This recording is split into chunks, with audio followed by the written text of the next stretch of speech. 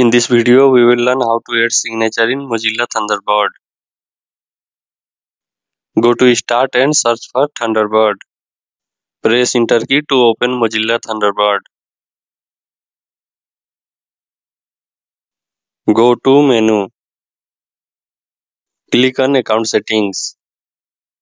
Make sure correct email account is selected if you have logged in multiple accounts.